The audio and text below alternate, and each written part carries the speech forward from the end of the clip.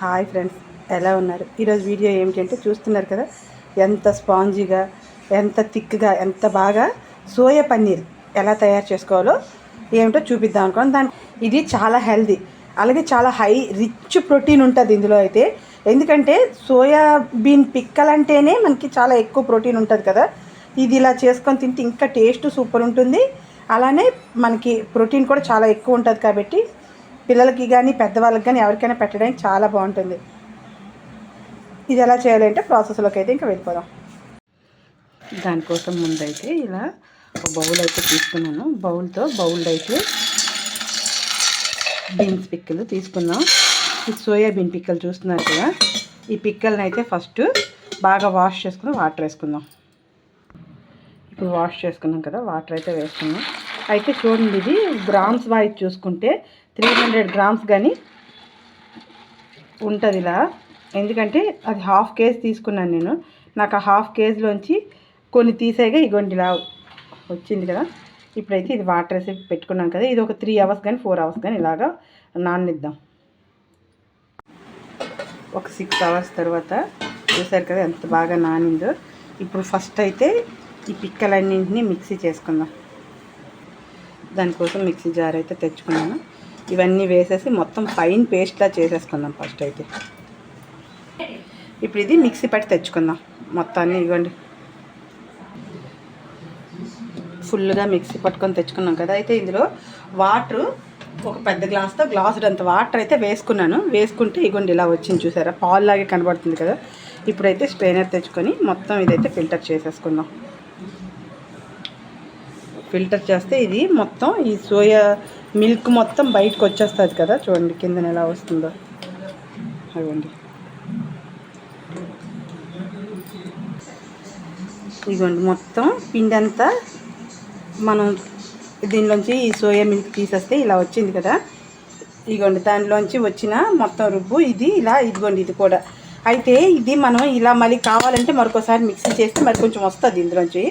అయితే నేను ఇలా ఉంచేస్తున్నాను. ఎందుకంటే దీని నుంచి మనం కొంచెం కార్న్ ఫ్లోర్ కానీ కొంచెం రైస్ ఫ్లోర్ కానీ రెండిట్లో ఏదైనా వేసుకుని మనం ఇది అచ్చుల్లాగో లేకపోతే వడల్లాగో వేసుకోవచ్చు. ఇది కూడా మనకు వేస్ట్ అవ్వదన్నమాట.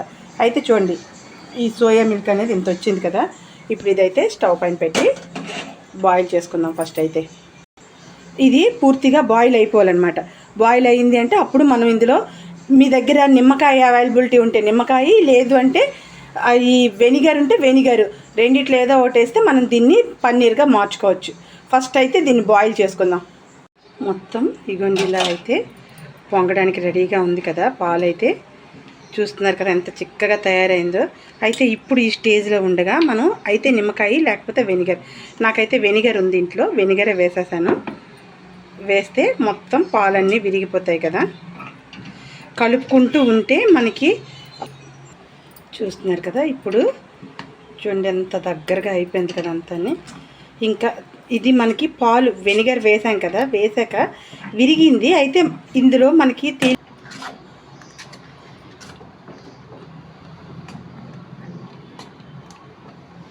ఇలా అడుగు పట్టేయకుండా కలుపుతూ ఉండాలన్నమాట.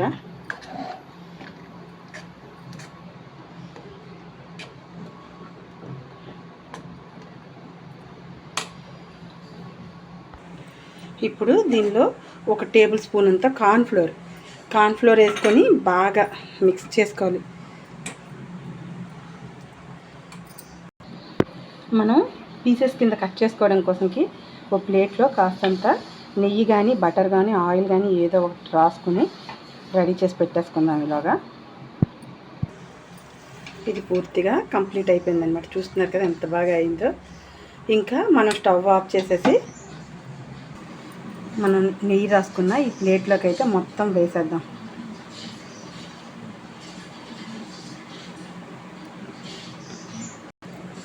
ఇప్పుడు ఇంకా నీట్గా సర్దేసుకుందాం. ఇదైతే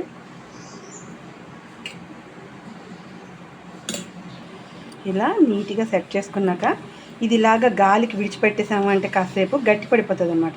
గట్టి పడినాక అప్పుడు ముక్కలు కట్ చేసుకొని రెడీ చేసి పెట్టుకుందాం.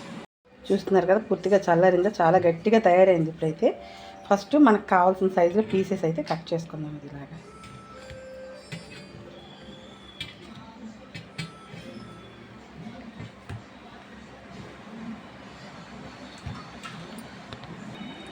ఇదిగోండి ఇలా పీసెస్ కట్ చేసుకున్నాం కదా, చూస్తున్నారా ఎంత స్మూత్గా ఎంత బాగుందో.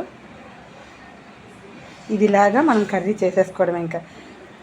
ఓకే ఫ్రెండ్స్, ఈ వీడియో కనుక మీకు నచ్చితే లైక్ చేయండి, షేర్ చేయండి, సబ్స్క్రైబ్ చేయండి, ట్రై చేయండి, కామెంట్ చేయండి. Watch our channel Keerthi creatives.